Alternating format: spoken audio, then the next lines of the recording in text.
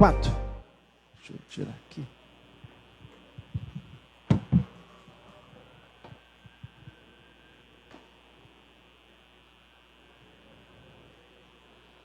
Verso de número 26.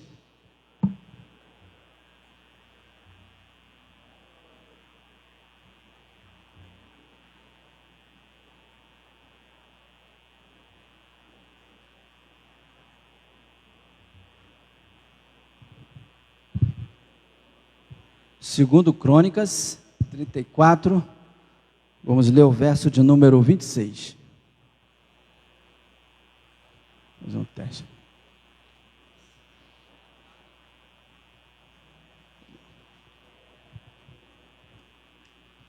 Quantos acharam? Digam amém.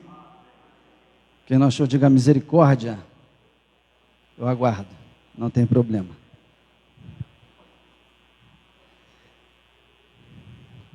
Eu estou com a versão revista atualizada, inclusive com o maior prazer, essa é a minha primeira Bíblia. Em 99, ao me converter, ela veio às minhas mãos, eu comprei, no dia seguinte já estava com ela. Isso tem muita história, já foi para alto mar, para a selva amazônica,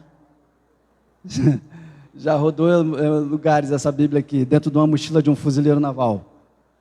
E aí agora tenho o maior prazer de utilizá-la. Pode ver que está conservado, ó. Revista atualizada, minha versão. Quantos acharam? Digam amém. Alguns estão de pé? Vamos ficar de pé, então? Vamos fazer como... Não quer dizer que... Obrigado, muito obrigado. Não quer dizer que você estando sentado não tenha reverência, mas vamos padronizar todos, tá bom? Não fique chateado não, que você já vai sentar.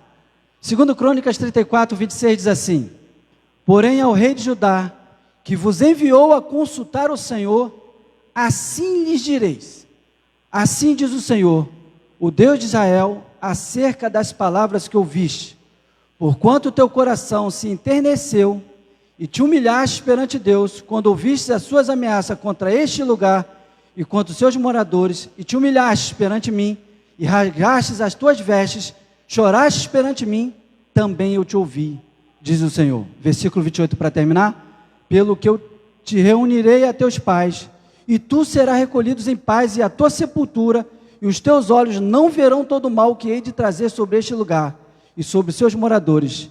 Então levaram eles ao rei esta resposta. Vamos orar. Senhor, muito obrigado. Obrigado, Senhor, por eu estar aqui, agora com essa responsabilidade de anunciar a palavra. Me concede tua graça, Senhor. Me dá a habilidade que tanto preciso, o conhecimento que o Senhor me confiou e a mensagem, para que eu possa transmitir como o Senhor quer e não como eu quero. Abençoa meus irmãos, abençoa essa igreja que tanto amo e o Senhor ama muito mais, em nome de Jesus. Amém. Pode sentar, querido. Bom, queridos, hoje de manhã eu estava pensando sobre isso, enquanto o pastor Carlos pregava, ele me acabou me fazendo uma pergunta que eu já pensava de falar nesse momento aqui. A igreja está completando 112 anos, né? Dia 25, né? A data certa é 25. E eu já estou aqui há 24 anos. Eu cheguei em maio, junho de 99, me converti dentro de um quartel, para aqueles que não me conhecem ainda, sou militar, fuzileiro naval, me converti dentro do quartel, o Senhor me alcançou lá, filho de crente, família praticamente todos evangélicos, nenhum das igrejas batistas, só assembleanos, igreja neopentecostais, e eu fui alcançado pelo Senhor dentro de um quartel, e ali comecei a procurar uma igreja para congregar, até que de uma forma sobrenatural, isso aí fica para outro dia, que hoje não é testemunho, eu só quero colocar isso na introdução, pelo momento da igreja. Eu cheguei a este lugar, e há 24 anos estou aqui, há 16 anos, ordenado ao Ministério Pastoral, não 24 anos de pastor, mas há 16 anos eu fui ordenado aqui neste lugar. Aqui nesse lugar eu fui batizado, a minha esposa também, e eu batizei o meu filho. A maior honra que eu tenho como pastor, quando alguém pergunta, não é ter pregado em outros lugares, mas é ter batizado o meu filho, é estar com a minha família aqui, porque o Senhor tem guardado. Então esse lugar, essa igreja, ela é muito especial para mim, para minha família. Todas as vezes que eu entro aqui, meu coração ele bate mais forte. Não é palavra de quem está fora, tá? Eu congrego aqui, mas é isso que eu sinto. Eu agradeço muito a Deus por ser membro desta igreja, que tem a característica do pastor Carlos, que é o líder dessa igreja, a característica de amor, de carinho, de sempre receber, do abraço, né? Essa tarde eu estive com a minha mãe e com a minha irmã, onde podemos ali almoçar junto, e a minha irmã é meio fechadona, e ela diz assim, quando eu fui abraçá-la, estava calor, ela falou assim: eu não gosto de abraçar. Eu falei: o teu problema é esse, eu gosto de abraçar, eu vou te abraçar. Eu gosto de abraçar, mas ela fala isso brincando, né? Então essa igreja, uma característica muito marcante desta igreja é o abraço. Primeiro dia que eu entrei aqui, eu fui abraçado para nunca mais sair daqui, graças a Deus por isso.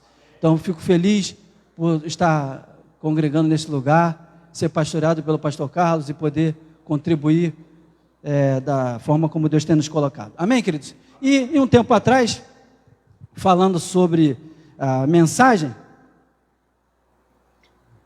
o pastor Carlos, quando pediu para eu pregasse nessa noite, ele me pediu para falar sobre esse tema, renovando o compromisso com a missão.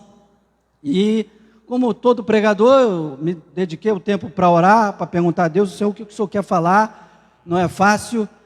Algumas pessoas pensam, por a gente escrever todo dia sobre a Bíblia, que a gente sempre tem uma mensagem, é só pegar ali, pensar uma e pregar. Não é assim. Eu já tentei fazer isso, mas não dá.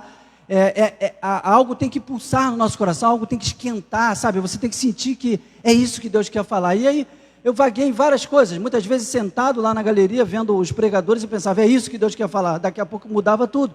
E até que Deus começou a trabalhar muito sobre esse processo da palavra renovar, né? Renovar. E aí veio um subtítulo, porque nós vamos falar de uma pessoa que promoveu uma reforma espiritual. Aí veio esse subtítulo, na qual, trabalhando sobre o que o pastor Carlos pediu para eu falar, sobre promover uma reforma, promovendo uma reforma espiritual para a missão continuar. E aí nessa luta de significados, de conceitos, eu cheguei a esse lado aqui de renovar e reformar.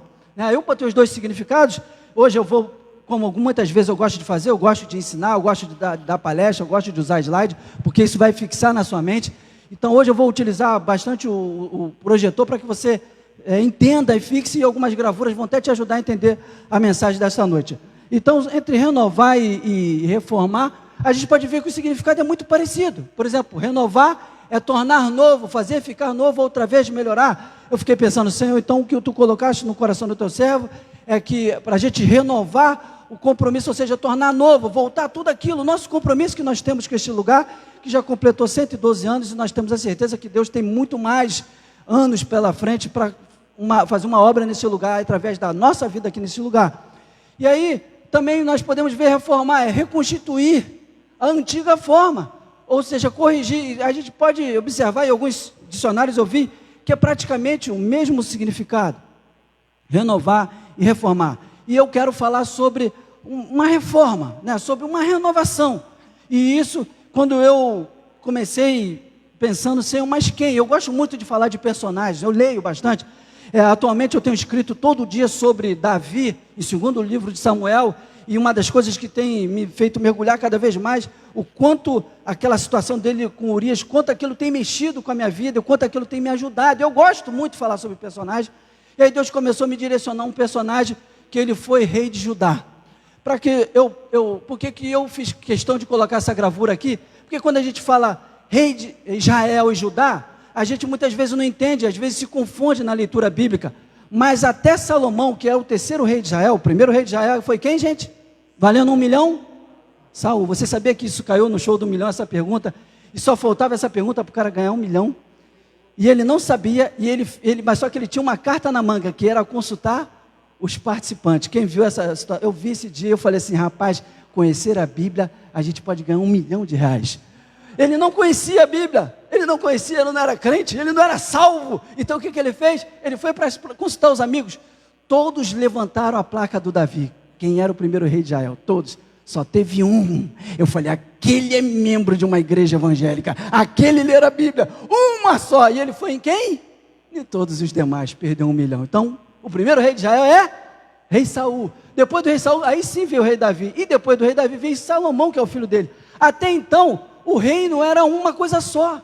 Eram as 12 tribos unidas. Apesar de existir essa briga entre as tribos do norte com as tribos do sul. Você pode observar que lá no final do 1 Samuel, quando começa o 2 Samuel, você vai observar que quando Davi está para assumir o reino total, o reino de Israel, ele só assume o reino de Judá.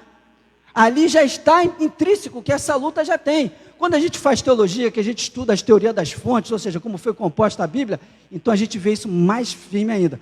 Mas então já existia. Mas eu não vou falar de todo Israel.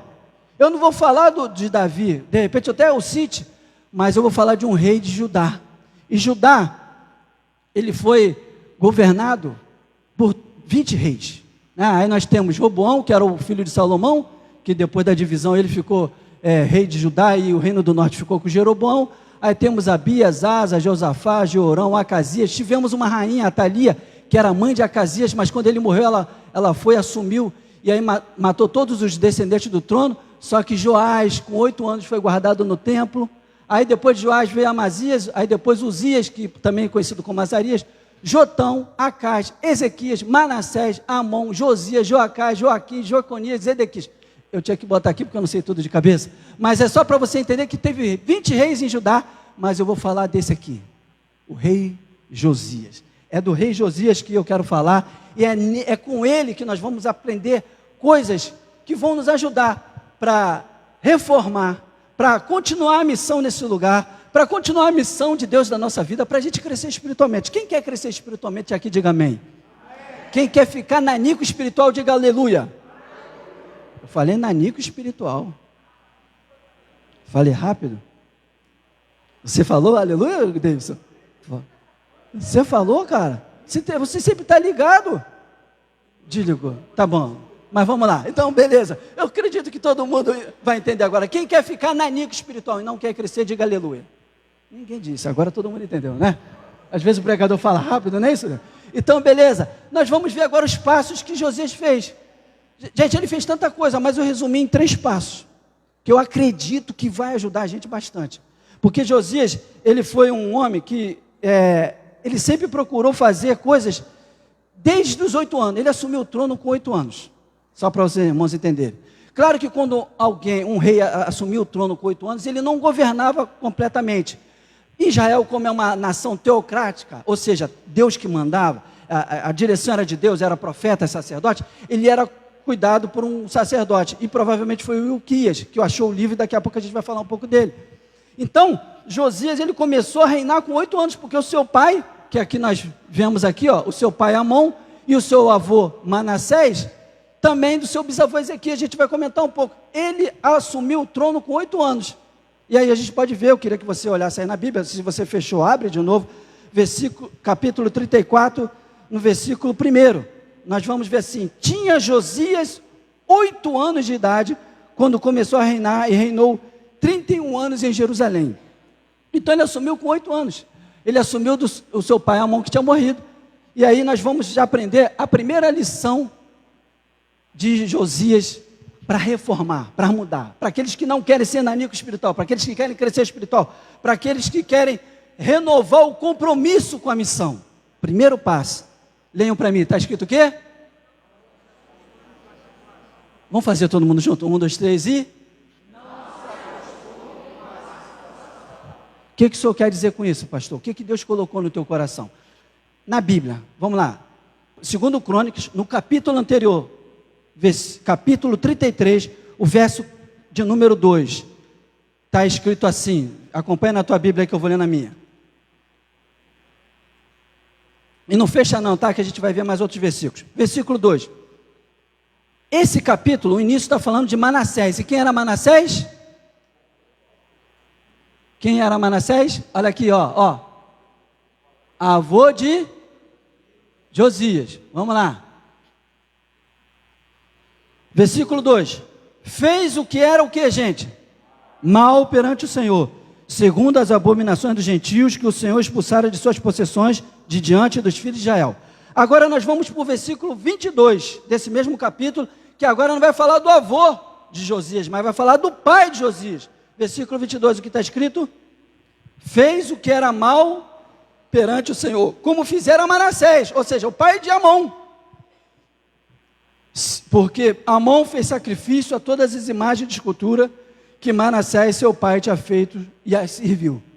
Amém? Versículo 2, nós vimos que falou do avô de Josias. O que o avô de Josias fez? Fez o que era mal perante o Senhor. Aí no versículo 22 nós lemos o que o pai dele disse, o pai dele fez o que era mal, segundo o seu pai Manassés. Agora nós vamos para o 34, versículo 2. Acharam aí, todo mundo? Não se perde não, na Bíblia, se tiver no celular é mais fácil ainda para achar. Vamos lá. Fez o que era o que, gente? Reto, perante quem, gente? Perante o Senhor. Andou em todo o caminho de Davi, ou seja, faz uma referência ao primeiro rei de Israel. Segundo rei, mas é o primeiro, segundo o coração de Deus. O exemplo, o rei, que não é o rei dos reis, porque esse é Jesus. Aí nós vemos seu pai, e não se desviou nem para a direita, e nem para a esquerda. Aí nós vamos aqui, não se acostume com a situação. Sabe o que poderia ter acontecido com Josias? O avô dele já deixou uma herança de quem fazia coisas erradas diante de Deus. O pai dele seguiu o mesmo caminho. Ele poderia ter seguido a mesma coisa. Querido, se a gente poderia até fazer agora um jargão de final de ano, né? Daqui a alguns dias a gente troca, né? Já começa 2024. E nós poderíamos usar aqui como jargão: se o teu ano, se você quer ser diferente, faça isso. Se você quer renovar, faça isso. Se você quer reformar, se você quer crescer espiritualmente, não se acostume com a situação. Sabe aquela coisa? Tá assim, ninguém vai mudar não. Ninguém vai mudar não. Ninguém vai. Todo mundo já fez assim, gente. Sabe aquela história de que não adianta? Sabe aquela história que fala assim: fulano, ciclano, Bertrano fizeram assim. Na Marinha, no Corpo de Fuzileiros, tem uma coisa que irrita muito os comandantes, né?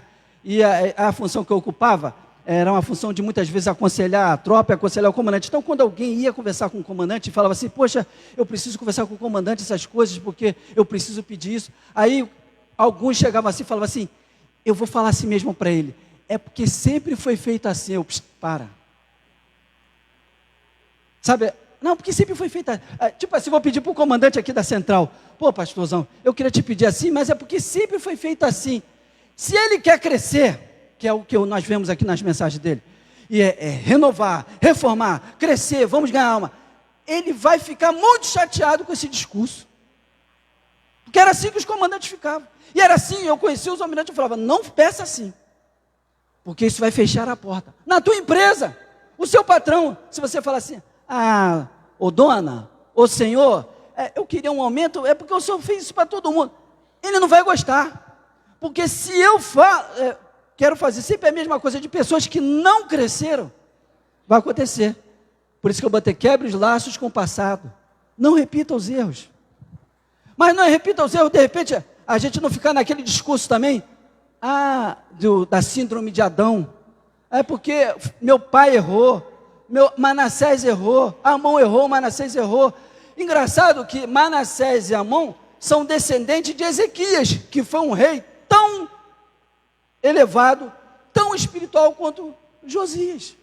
Só que eles não seguiram o exemplo de Ezequias.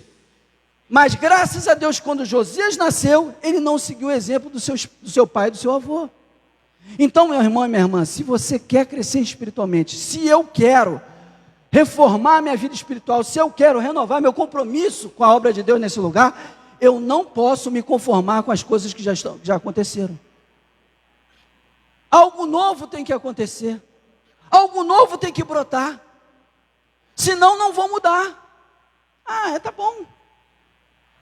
Existe um ditado que fala assim, que o está bom é inimigo do pode melhorar. É um dos ditados que existe aí, parecido, e outros parecidos. Se eu me acostumo com as coisas que estão, eu não vou mudar nunca. Deus me faz lembrar de Lucas capítulo 15, que é o capítulo das coisas perdidas.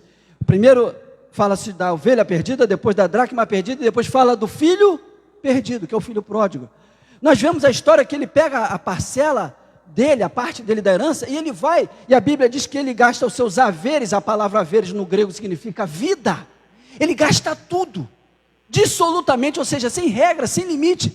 E ao gastar tudo isso, ele se vê, como a gente diz no popular, na rua da amargura, comendo pão que o diabo amassou, né?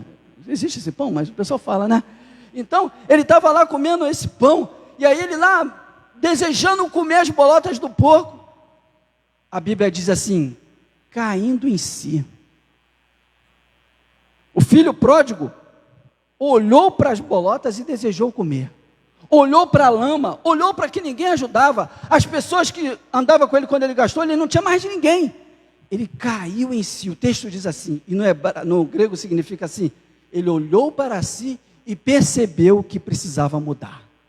Se eu e você, se nós queremos reformar a nossa vida espiritual, se nós queremos renovar a vida espiritual de nossa igreja, crescermos para mais 112 anos, nós precisamos cortar tudo que está errado. Não se acostume com a situação. Eu tenho que levantar e pensar assim, se ninguém faz, eu vou fazer. Ah, mas o fulano não vem, eu vou. Ah, o outro não ora, eu oro. Ah, ele não lê Bíblia, eu leio. Não seguir pelos outros, faça a tua parte. Amém, queridos? Ainda botei ainda aqui, que às vezes uma coisa que impede, gente, nesse processo de crescimento, processo de renovação, processo de reformulação, processo de sair do lugar, é uma coisa chamada perdão.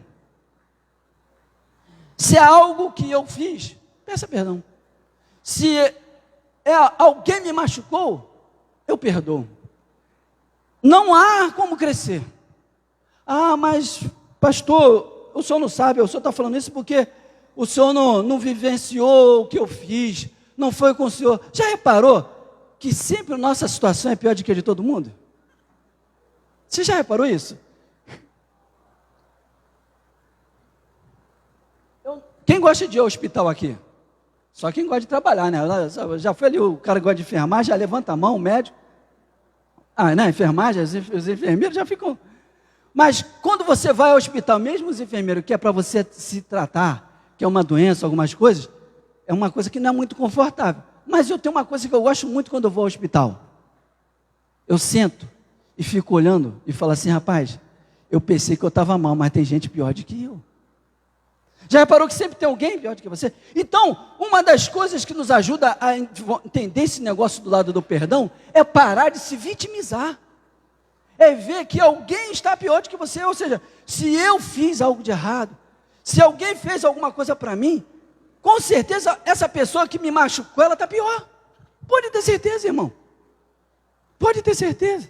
Outro dia eu estava conversando, eu não lembro aonde, com quem. De vez em quando eu estava até conversando esse dia, até falei com o Jorge e com a Beth, eu falei, graças a Deus existem vocês para lembrar, que eu já não lembrava disso. Eu não lembrava disso. A Diana falando comigo, eu falei, rapaz, ainda bem que tu está aqui, que eu já esqueci isso. É a idade que está chegando, só que o meu irmão lá da Marinha me lembrou que isso é coisa para outro dia, é a tecnologia que tem ajudado isso, mas tudo bem. Então, outro dia eu estava num lugar, não lembro o que, aí a pessoa falou um negócio assim, uma coisa, sabe, uma coisa tão simples, mas era uma mágoa, uma tristeza, uma ira. Aí eu falei, gente, eu estou tão feliz, cara, eu estou tão feliz, que esse negócio não vai tocar meu coração, não. Se está falando isso de mim, se está me machucando, sabe o que deve estar pior. Então, se quer crescer, irmão, libera perdão. Se quer crescer, errou, perdoe. E tem mais. Olha o WhatsApp vindo do céu. Se você não se perdoa por algo que você fez, peça a Deus, Senhor, me ajude.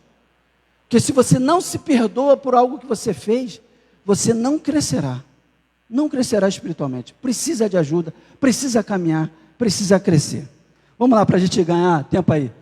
Outra coisa que Ezequias fez, está aí no versículos 3 a 7, e para a gente ganhar tempo, eu vou citar só algumas coisas, tá bom? Quando no 8º ano do seu reinado, ou seja, por volta de 16, e depois ele foi seguindo, no versículo 3, já a gente vai ver isso, você vai perceber que ele vai começar a fazer uma faxina espiritual, vamos dizer assim. Né? A epígrafe da perícope do texto na minha Bíblia Revista Atualizada diz uma purificação da idolatria. Né? Eu botei, promove uma faxina porque aí a gente atualiza mais e fica mais. Josias, ele começou a eliminar toda a idolatria. Tudo aquilo que foi erigido, que não era Deus, mandou quebrar. Tirou do templo, fez uma faxina mesmo, sabe? E o que o senhor quer dizer com isso para a gente, pastor? Se a gente quer crescer, se a gente quer evoluir, nós precisamos fazer uma faxina. e principalmente na área da idolatria. Pastor, mas nós não somos católicos romanos. Nós não temos, eu não adoro nenhum outro Deus. Irmão, se eu começar a falar aqui, você vai começar a perceber que todos nós temos determinados tipos de idolatria. Ah, quem vai pregar hoje? É o pastor Carlos. Então, é um exemplo simples. Ah, hoje é benção. Oi, o pastor Jorge, benção. E o pastor Luiz, sai daí. É bem simples. Ah, se fulano de tal for em tal evento, eu vou. É um tipo de idolatria. Existe idolatria até com sexo. Existe idolatria com diversas coisas na nossa vida. E a idolatria, qual é o principal problema da idolatria? E você vai perceber que Deus recrimina a idolatria de Gênesis a Apocalipse. E a recriminação porque a idolatria a gente coloca alguém no lugar de Deus. E aí eu citei coisas aqui, o pastor, o ídolo, o jogador tal, e é uma coisa simples. Mas lá em Mateus capítulo 6, Jesus, quando ele está no meio do seu sermão do monte, segundo Mateus, que quando é Lucas é diferente, você vai perceber assim, não podeis servir a dois senhores. Aí ele fala, Deus e a quem, gente? Mamão. Mamão é uma palavra grega que se dirige à riqueza, é o Deus da riqueza. E aí ele começa a mostrar ali, que o nosso amor não pode estar na riqueza. Naquela época, mamão era muito falado. Hoje a gente não dá ideia. Mamão. É só se você entrar em igreja evangélica que você vai ver pregador falando. Mas aí fora não. Mas muitas vezes, por causa do dinheiro, a gente tem deixado Deus de lado. Por causa de querer enriquecer, a gente deixa as coisas de Deus de lado. Por causa da ganância, a gente deixa as coisas de lado. Irmãos, são inúmeras propostas que surgem para a gente. Para ganhar mais, para fazer trabalho em tal lugar, sempre vai surgir. É errado, pastor. Então Deus condena, o rico não vai para o céu? Não. Nós podemos observar que até quando ele fala para o jovem rico, depois ele explicando para os seus discípulos, ele diz assim, quão difícil é um rico entrar no reino dos céus, mas ele mostra no contexto, por causa do amor à riqueza. Ou seja, existem muitas pessoas que são bem financeiramente, e todo o seu dinheiro não o domina. O seu dinheiro muitas vezes é dedicado à obra. Para quem não sabe, as maiores riquezas da América, depois dos judeus, depois da maçonaria, e alguns estão até incluídos lá, são entregues à obra missionária, para quem não sabe. Eu cito um exemplo bem simples aqui, que muitas vezes na hora de escovar o dente você não sabe. O próprio dono da Colgate, segundo os últimos relatos que eu vi, não sei, eu não atualizei no DF5 na história, ele dá 90% do seu dinheiro para a obra. 90%, ele começou com 10% e 90% ele dá para a obra. E às vezes para dar 10% tem gente questionando que o dinheiro vai para pastor. Eu fico à vontade quando eu recebo da obra para falar sobre isso. E se eu vivesse também eu falaria tranquilo, porque meu objetivo é de ensinar, meu irmão. A gente fica preocupado, como que as coisas vão crescer se o nosso amor está apegado a coisas materiais? Como eu vou evoluir espiritualmente se eu estou preso a essas coisas? Não, pastor, não é idolatria, é idolatria. Porque o dinheiro dita a minha vida. Inúmeras coisas. Então Josias, o que ele fez? Ele começou, irmãos, começou a destruir tudo que os pais deles deixaram. Ele começou a arrumar toda Jerusalém. Ele começou a promover uma faxina. Você pode reparar, quando a gente promove uma faxina, o que acontece? Quem gosta de fazer faxina aí? De repente as mulheres vão levantar a mão. Olha lá, a irmã lá já lá toda feliz. Aí às vezes o marido está do lado e não levanta, porque o marido não é muito chegado, né? Ontem mesmo o pessoal tocou faxina, botaram máscara e tudo. Eu falei, e hoje o couro está pegando, deixa eu sair de leve aqui que eu vou estudar. Então faxina é uma coisa que dá trabalho, sim ou não? Quer crescer espiritualmente? Quer reformar? Quer renovar? Não quer ser um nanico espiritual? Dá trabalho. Fazer faxina dá trabalho. E fazer faxina dá trabalho e faz uma coisa muito importante que a gente precisa entender na vida espiritual.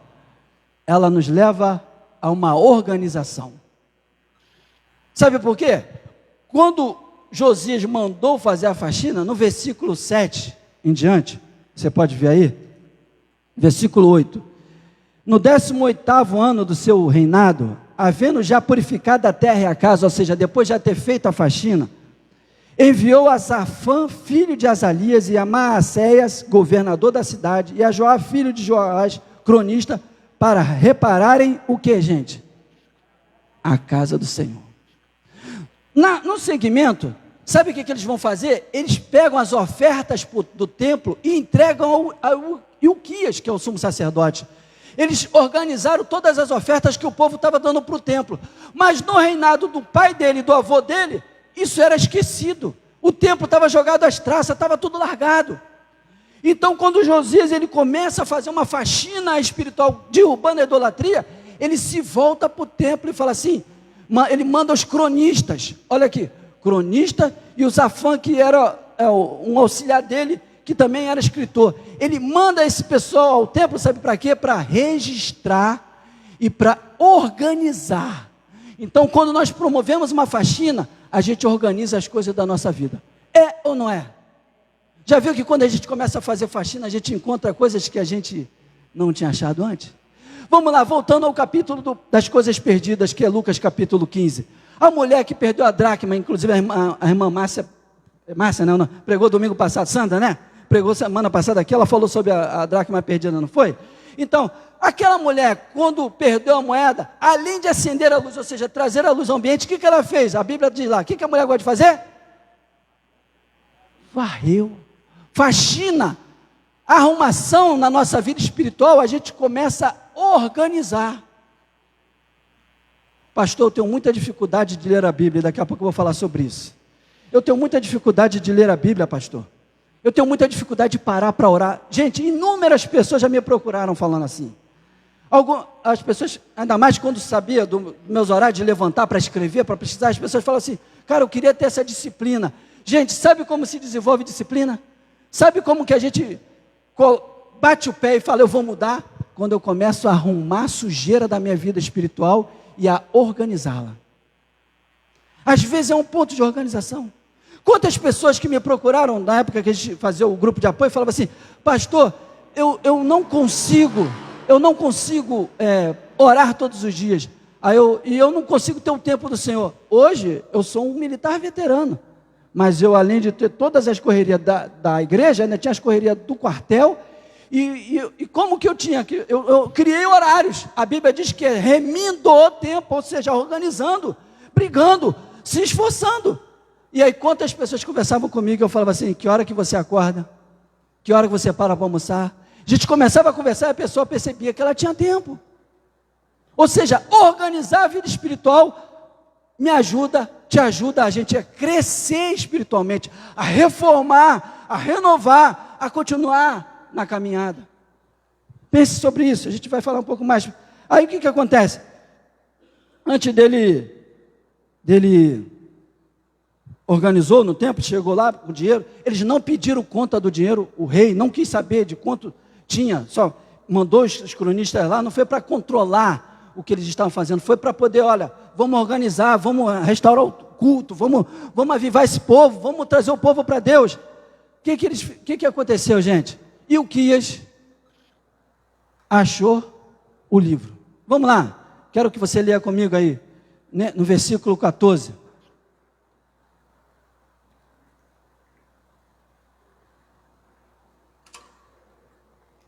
34:14. Quando se tirava o dinheiro que se havia trazido à casa do Senhor, Ilquias, o sacerdote, achou o que, gente? O livro da lei do Senhor dado por intermédio de Moisés. Então disse Ilquias ao escrivão Safã, o escrivão, que era o braço direito de Josias, achei o livro da lei da casa do Senhor. Inclusive ele aqui está representado por essa gravura, que depois ele pega o livro e vai ler para Josias, e Josias rasga suas vestes, como nós lemos no início. Ele acha o livro da lei. Olha pensa aqui comigo, vamos voltar lá antes de Cristo, lá em Jerusalém, lá no templo. Viaje comigo, irmão, pense nisso. Olha a situação espiritual da nação. O livro estava escondido debaixo de pedras, estava esquecido, ou seja, a Bíblia, as escrituras que eles tinham disponíveis, estava escondida, estava largada, estava empoeirada. Olha a situação espiritual da nação. Olha porque eles estavam sofrendo. Mas o que os levou a achar a Bíblia? O que levou aquele povo a se voltar para a Bíblia? O que vai fazer você se voltar para a Bíblia? O que vai fazer eu mergulhar na Bíblia? A gente precisa se organizar. Precisamos fazer uma faxina do nosso horário, do nosso dia. Precisamos fazer uma faxina dos nossos propósitos, dos nossos objetivos. Não é só para 24 não, é 25, 26. Quem pensa só em 24 não vai crescer nunca. A gente tem que pensar daqui a 20 anos. O que é que nós queremos? Irmãos, em um ano muita coisa muda. Eu estava lembrando, há um ano atrás, eu estava tirando um catéter, eu passei um ano de dores, e esse ano eu estou feliz, estou pulando, e estou aqui pregando a palavra de Deus. Eu não imaginava isso. Então, um ano é pouca coisa. Pense daqui a 20 anos, mas só vai mudar se eu e você nos voltarmos para a palavra de Deus. Ele se organizou, ele fez uma faxina, e ele achou a Bíblia dele que estava lá parada. Se fosse hoje em dia, estava aberta no Salmo. Vocês sabem, né? Cheio de poeira. Chega até a página amarela. Uma vez, eu vi umas pessoas querendo expulsar demônios. Numa igreja aí fora do Rio de Janeiro.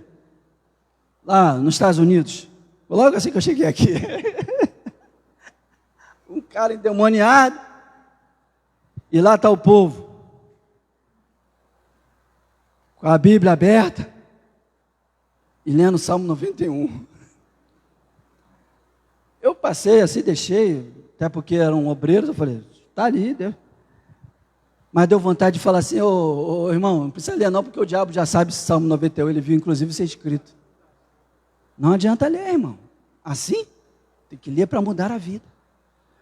Palavra do diretor da instituição que eu fiz o seminário, ele falou, nunca mais esqueci, eu tenho mania de anotar as frases assim, ele disse assim, estude a Bíblia, no primeiro dia de aula, não para aumentar o teu conhecimento, para você bater no peito e dizer, eu conheço a Bíblia, estude a Bíblia para ela mudar a tua vida. Então, Josias, ele fez uma coisa muito importante. Tenha a palavra como direção para o teu crescimento, para a tua reforma, para a tua renovação. Porque quando o Safã pegou a Bíblia, aí está essa gravura aqui do lado. Ele levou para o palácio e leu para o rei. Aí mesmo. Versículo 18. Relatou mais o escrivão ao rei, que é Safã, dizendo, o sacerdote Ilquias me entregou um livro. Se você observar, nos versículos 17, ele começa dando um relatório do dinheiro, do que foram, os caras começaram a fazer as coisas lá. Ele não foi direto no livro. Isso aqui me incomodou, não estou dizendo que foi isso, tá, gente? Mas eu fiquei pensando, por que ele já não chegou e falou assim, correndo, aqui está o livro? Não, ele começou a dar o relatório da organização que estava no templo. Legal, sem a organização não chegaria o livro. Só que, por que Safã não chegou assim? Ei, faltando ar, eu quem? O Ilquias achou o livro daqui, que estava sumido esse livro, e aí ele tremendo, não, ele não achou assim. Aí eu poderia conjecturar um montão de coisa aqui, até porque, pelo visto, Safã ele não leu, ele pegou, e Ilquias, o sacerdote, segundo algumas fontes, diz que provavelmente ele com alguns sacerdotes esconderam, porque os Amon, Manassés, né? Inclusive, se eu não me engano, Josefo fala sobre isso, que pelo fato desses reis serem voltados à idolatria, eles poderiam querer destruir, então eles esconderam no templo, mas ficou muito tempo escondido mesmo, e aí deixaram de lado. Quando Ilquias percebeu que Josias, até porque ele provavelmente ajudou nos primeiros anos de reinado de Josias a reinar, porque ele tinha 8 anos, ele deve pensar, agora é a hora da gente trazer o livro. Mas Safã vai dar o relatório, aí no versículo 18 diz, Ilquias me entregou o livro. Safã leu nele diante do rei. Versículo 19, tendo o rei ouvido as palavras da lei, o que ele fez? Rasgou as suas vestes. Primeira coisa que a palavra de Deus faz com a gente é nos tornar humildes. Quando a gente lê as Escrituras, com o Espírito que as Escrituras foram escritas, ou seja, o Espírito Santo, as Escrituras, elas começam a mostrar quem somos nós. Aqueles que já participaram aqui de palestra que nós já demos aqui sobre o tabernáculo, aí no tabernáculo, quando você entra, tem um altar do sacrifício, logo depois do altar do sacrifício, que é onde que imolava o cordeiro, antes de entrar na tenda propriamente dita, tinha uma peça, que era feita com os espelhos das mulheres, que era bronze, que era deitado a água, que aquilo ali, os sacerdotes lavavam a mão e lavavam os pés. Mas quando eles lavavam, aquela pia de bronze, ela refletia a imagem deles. E eu disse aqui na ocasião que a pia simbolizava a palavra de Deus. Porque a palavra de Deus, ela lava as nossas mãos, nos purifica das nossas obras, dos nossos pecados. A palavra de Deus, ela lava os nossos pés, porque ela nos guia pelas águas tranquilas. A palavra de Deus, ela reflete quem somos nós somos pecadores, mais miseráveis, e não podemos nos achar mais importantes do que o próximo. Então a palavra de Deus, ela nos torna humildes. Foi isso que aconteceu com Ezequias, por isso que Ezequias vai lá e rasga suas vestes. Esse é o poder da palavra, irmão. Não adianta eu querer crescer espiritualmente, eu querer renovar, eu querer fazer qualquer coisa, se a palavra de Deus ela fica esquecida embaixo de pedras, logada no canto. A palavra de Deus ela tem que estar diante de mim, refletindo quem eu sou. A palavra de Deus tem que estar transformando a minha vida, ela tem que estar remoendo dentro de mim.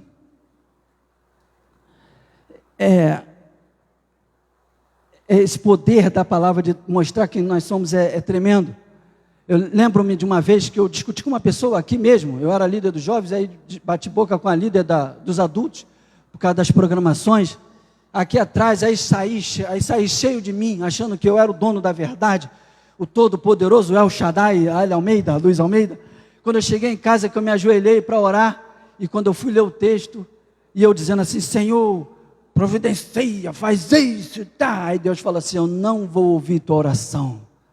Aí eu li a palavra e a palavra dizia assim, vai lá e pede perdão. Mas eu falei tudo certo. Sim, mas você falou de forma errada. Você se achou mais importante do que ela. E eu voltei humilhado no outro dia para dizer, me perdoa pelas coisas que eu falei. A palavra de Deus, ela faz isso com a gente. Pastor, se você fez isso, não, muitas vezes eu errei, não voltei a pedir perdão. Mas a palavra de Deus é aquela que nos dá força para fazer isso. Nós precisamos disso. Precisamos entender e valorizar para o ponto que a palavra de Deus... porque dela ser importante na nossa vida, a importância da leitura diária, gente. E aqui eu já vou adiantando mais 2 pontos aqui, o poder do devocional diário. Irmãos, eu estou há 24 anos no Evangelho, me converti por volta de maio de 99, por volta de junho, cheguei aqui, junho e julho, em outubro, 31 de outubro, o pessoal comemora o Halloween lá no mundo, e o Brasil já adaptou isso. Comemoramos a Reforma Protestante, e eu comemoro mais um ano de batismo.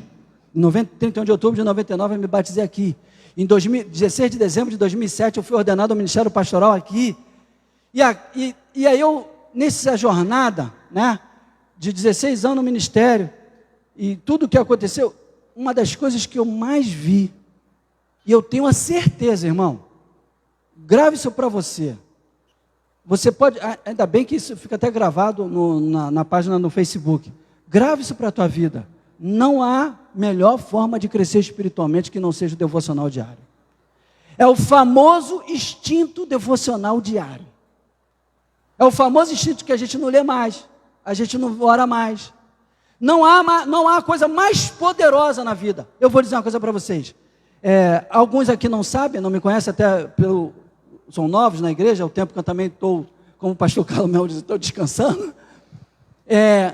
Mas nesses anos de igreja, liderança de jovens, liderança vice-presidente da igreja, e desde 2015 eu tenho um devocional diário que eu envio mensagens diuturnamente, de segunda a segunda, há 8 anos, vai completar 9 anos em fevereiro do ano que vem.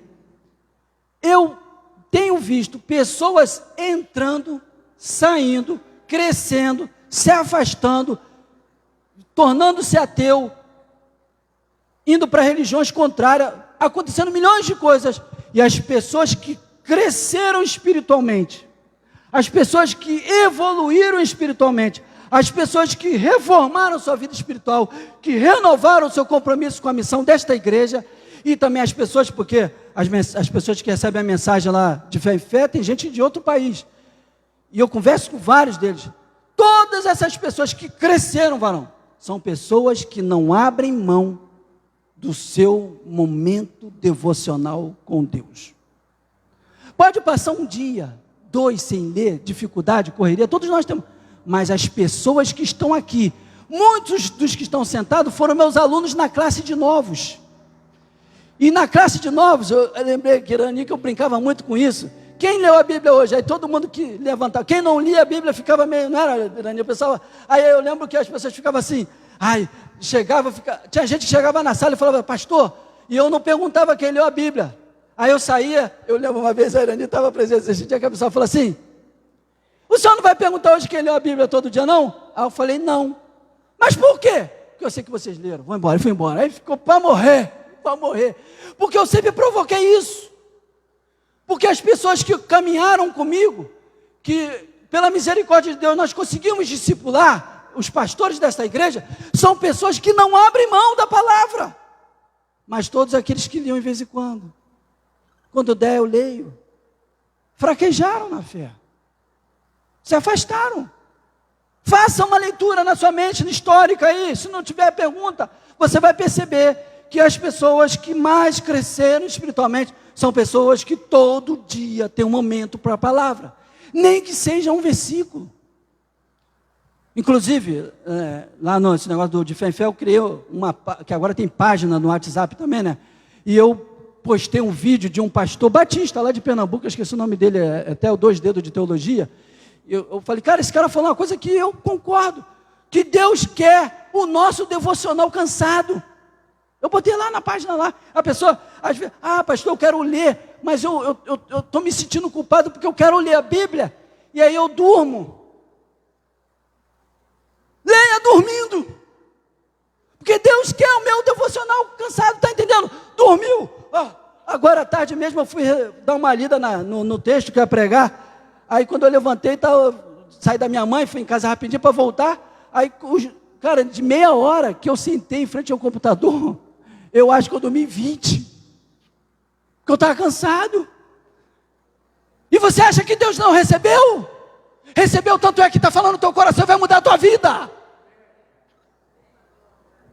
Deus quer, ainda que seja no sacrifício, mas não abra mão.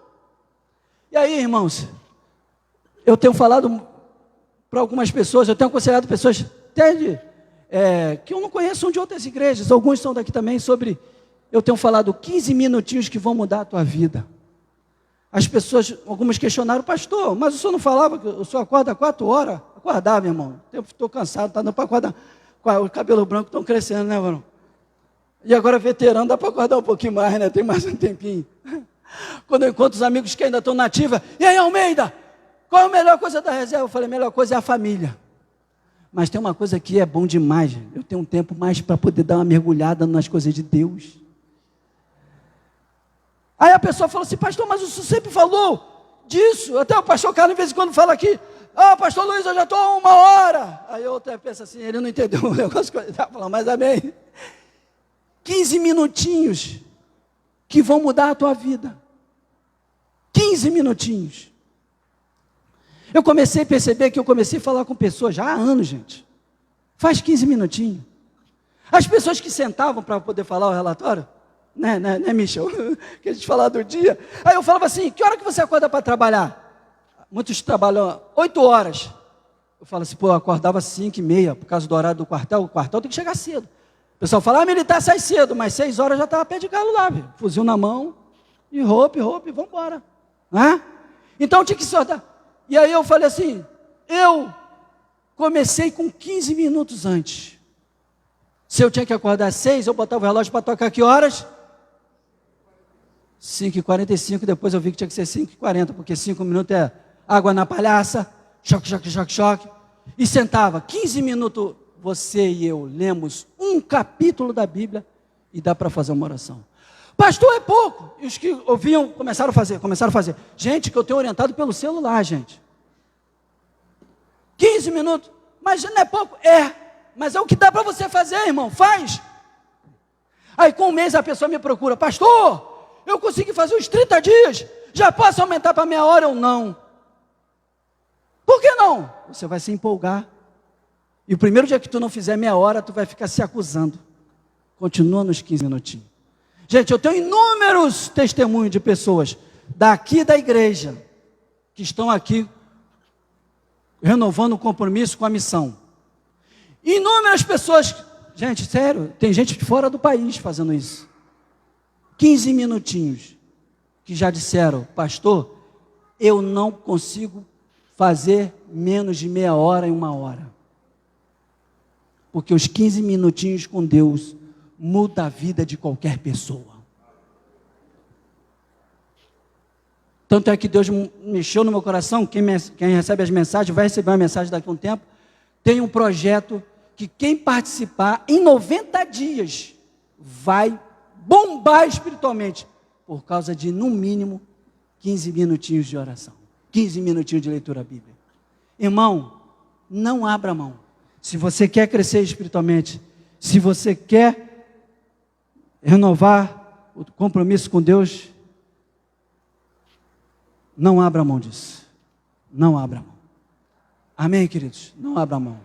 Eu quero orar por você nesse momento. Eu quero orar por você que faz parte desses 112 anos.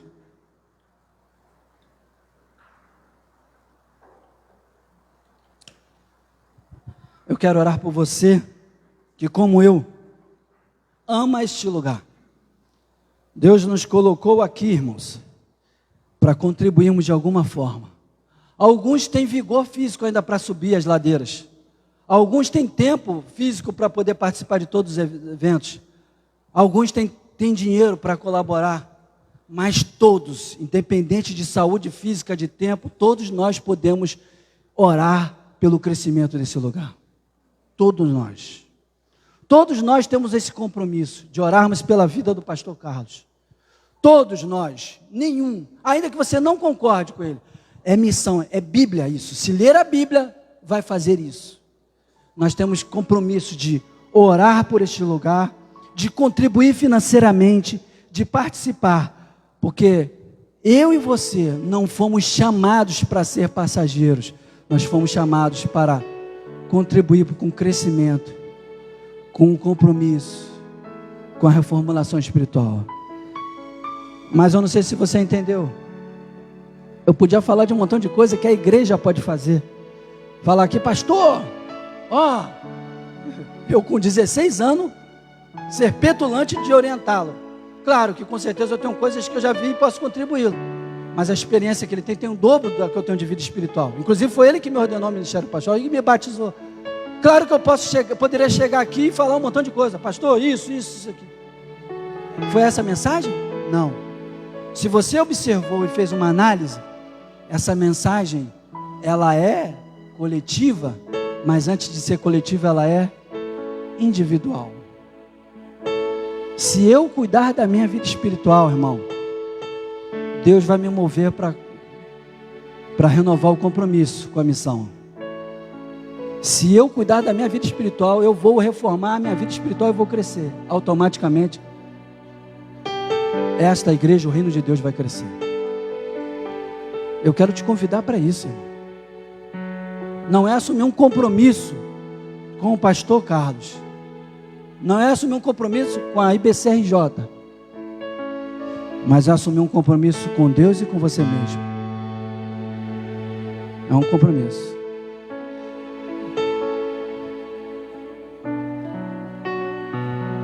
Esses dias eu cheguei para Deus e falei assim: Senhor, o Senhor sabe que eu sou um eterno inconformado com a minha vida espiritual. E eu orando, falei: Senhor, eu tenho que arrumar um jeito de ajudar essas pessoas que estão com dificuldade de crescer. Foi daí que começou a crescer esse projeto, que não se chama 15 minutos que vão mudar a tua vida.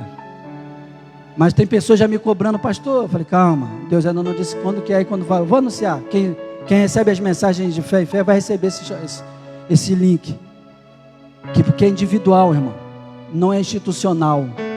Se eu e você estivermos bem, eu como um pastor, te machucar pela uma atitude minha, ou por algo que eu deixei de fazer por você, mas você não vai se afastar da fé. Sabe por quê?